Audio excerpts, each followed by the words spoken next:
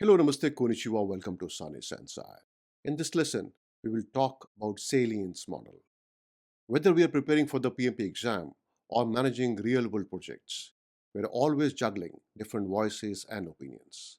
Some are louder, and some more urgent, and some that seem to come out of nowhere. So how do we figure out who really matters? That's where the Salience Model comes in, a practical tool to make stakeholder management more strategic and less chaotic.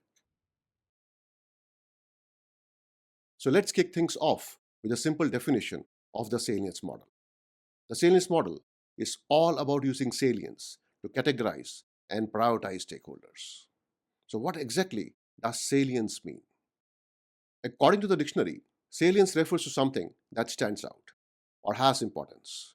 In simpler terms, the more salience you have, the more you matter. You are the one that grabs attention. Think of it like this blue apple here.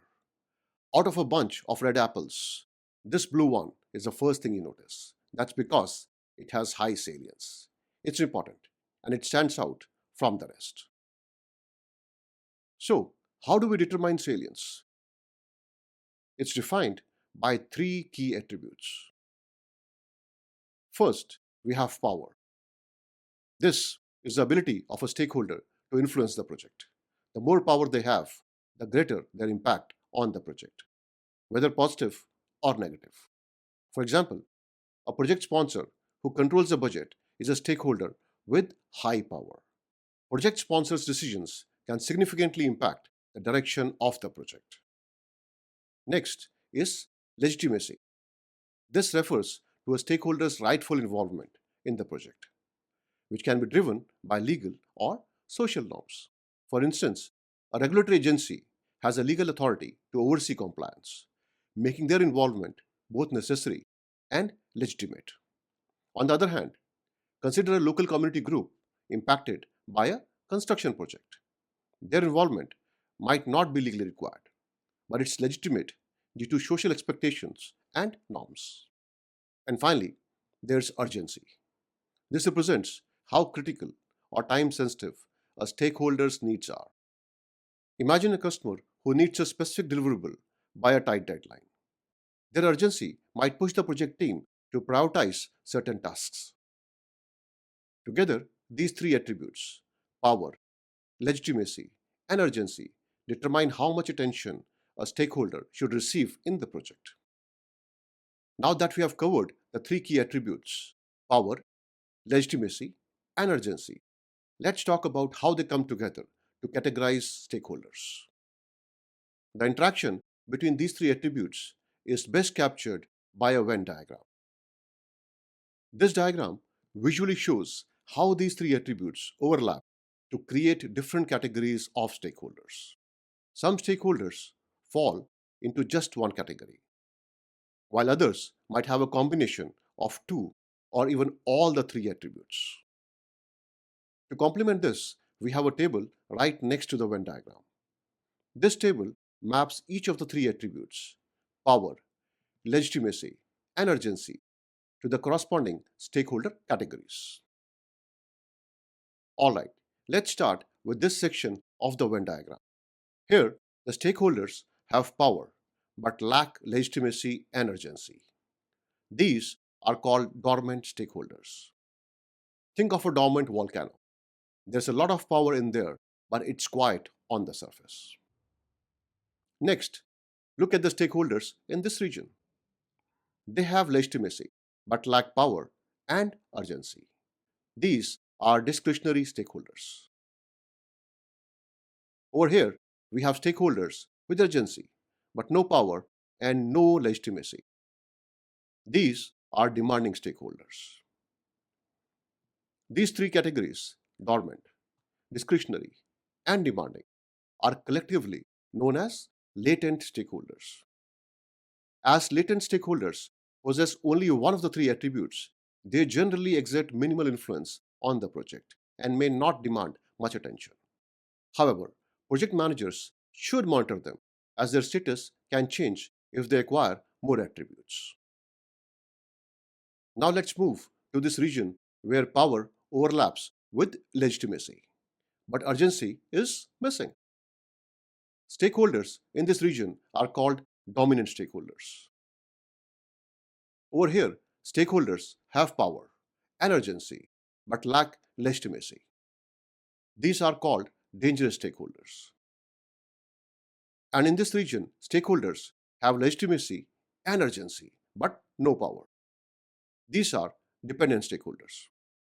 These three categories, dominant, dangerous, and dependent, are called expectant stakeholders. Expectant stakeholders possess two of the three attributes, making them more active and influential compared to the latent stakeholders. They have a greater potential to impact the project and thus require closer attention. Expectant stakeholders expect engagement from the project team due to their more active role, making them higher priorities for communication and management. Finally, we have stakeholders that possess all three attributes: power, legitimacy, and urgency. These are called definitive stakeholders, and they have the highest priority. Remember, anything outside these three circles of power, legitimacy, and urgency is not considered a stakeholder. We simply ignore those with no power, no legitimacy, and no urgency. By looking at both the Venn diagram and the table, you can better understand how to prioritize stakeholders based on the unique combination of these three attributes. Alright, let's now dive deeper and explore the best communication and engagement strategies for each of these stakeholder categories. We will also assign a priority level to each category in this step. Let's start with definitive, the stakeholder category with the highest priority. Definitive stakeholders are our top priority. They have power, legitimacy, and urgency. One example is the customer who has invested in the project, has decision-making power, and needs the deliverables on time. These stakeholders require the highest level of communication, frequent, detailed, and collaborative. Our strategy should be to involve them deeply in the project, ensuring their needs are met and their influence is leveraged positively throughout the project. Next, we have two categories with a high priority: dominant stakeholders and dangerous stakeholders. Dominant stakeholders are those who have both power and legitimacy. Think of the project sponsor. The sponsor controls the budget and is definitely a legitimate stakeholder. For dominant stakeholders, regular communication is essential. We need to keep them aligned with the project's progress and decisions. Our strategy is to involve them actively in the decision making process, ensuring we have their ongoing support, which is crucial for the project success. Then we have dangerous stakeholders. These are a bit tricky. They have power and urgency but lack legitimacy. A good example would be an influential media outlet that suddenly publishes a critical report about our project. While they don't have an official role or legitimate stake in the project, their influence and the urgency they create can significantly disrupt our progress. With these stakeholders, communication needs to be frequent and thorough. Our goal is to mitigate risks by managing their influence carefully and responding to their concerns proactively. Next, we move to dependent stakeholders who have a moderate priority. These stakeholders have legitimacy and urgency. They are crucial to the project, but they don't have the power to enforce their needs. Think of a subcontractor who is vital to a specific part of the project and needs timely updates to meet critical deadlines. They depend on the project manager to keep them informed and supported. So, our communication here should be moderate to high, making sure we advocate for their interests and keep them in the loop to ensure everything runs smoothly. The remaining three, common stakeholders, discretionary stakeholders, and demanding stakeholders, have just one of the three attributes. So we assign them the lowest priority. Starting with the dominant stakeholders. These are the stakeholders who hold power but aren't actively involved in the project. A senior executive who has the authority to make big decisions but is not currently focused on our project is a dominant stakeholder. For these stakeholders, we don't need to keep them constantly in the loop. Just an occasional update is enough to keep them informed. Our strategy here is to monitor them, stay aware of their potential influence, but also engage when their power becomes relevant. Next, we have discretionary stakeholders. These are the stakeholders who have legitimacy. They have a rightful place in the project, often due to ethical or social reasons, but they lack the power and urgency to push for any immediate changes. Think of a non-profit organization that supports our project's environmental impact. They care about what we are doing and have a legitimate interest, but they are not going to steer the project. For these stakeholders, we keep communication moderate, giving them periodic updates to recognize their role and maintain goodwill. Our approach is to appreciate their involvement, ensuring they feel acknowledged without overwhelming them with information. Finally, let's talk about demanding stakeholders. These are the ones who bring urgency to the table. They need something done quickly, but they don't have the power or legitimacy to back it up. Imagine a local community group that's pushing for action on an issue related to our project. They're vocal and need immediate attention, but the influence is limited. Here, our communication should be low and reactive, addressing their concerns as they arise. The key is to manage their expectations, respond to their urgent needs, but keep the interaction focused and efficient. Now that we have explored how the Salience model works, let's take a look at some of the key benefits. First is enhanced stakeholder insights. Unlike traditional two-dimensional models that only consider factors like interest and influence, the Salience model dives deeper by considering three key attributes: power, legitimacy, and urgency. This gives us a more nuanced understanding of who our stakeholders really are.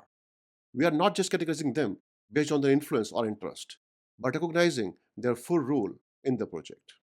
This deeper insight allows us to approach each stakeholder more effectively, tailoring our strategies to their specific needs and influence. Next, we have effective stakeholder prioritization. The model helps us sort out who needs our attention the most. In any project, not all stakeholders are created equal. Some have a much bigger impact on the project's success than others.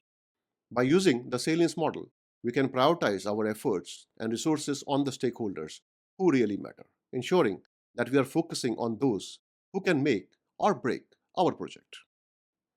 Then we have dynamic adaptability.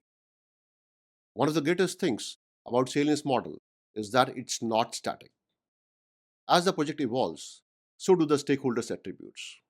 This model allows us to adjust our strategies as these changes happen, making sure we are always aligned with the current situation. Whether a stakeholder gains more power, becomes more urgent, or loses legitimacy, the salience model keeps us flexible and responsive. Improved communication is another big advantage. Because the salience model helps us identify the most important stakeholders, we can tailor our communication strategies to meet their needs more effectively. This means we are not wasting time with unnecessary updates or leaving anyone in the dark. Instead, we are delivering the right information to the right people at the right time. Finally, better risk management.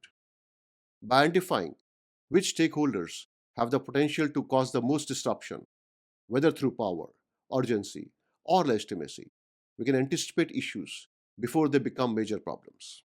For example, if we identify a dangerous stakeholder early on, we can take proactive steps to mitigate their impact. This means fewer surprises and more control over the project's outcome. Now that we have discussed the benefits, it's important to also consider some of the limitations of the salience model. First on the list is subjectivity.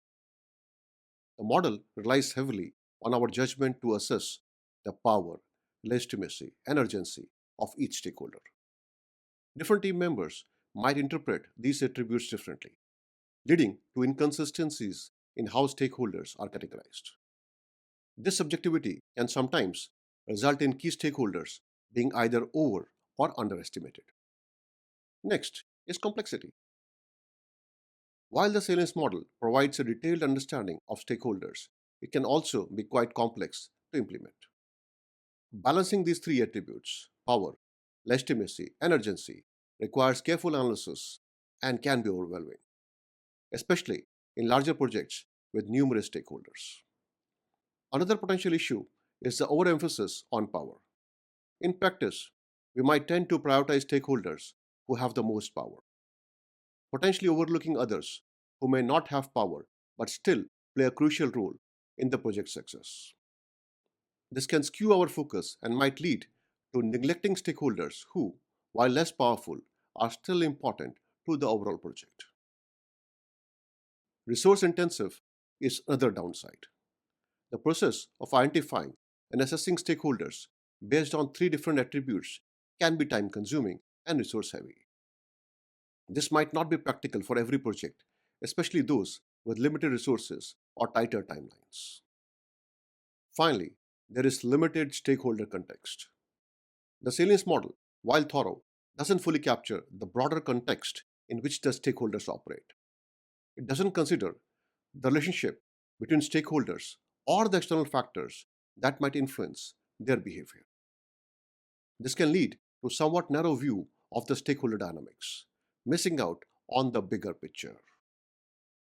This wraps up our lesson on Salience model. If you found this video useful, please give it a thumbs up and leave a comment with your thoughts or questions. Don't forget to subscribe and hit the notification bell to stay updated with more project management lessons. Thank you so much and see you again soon.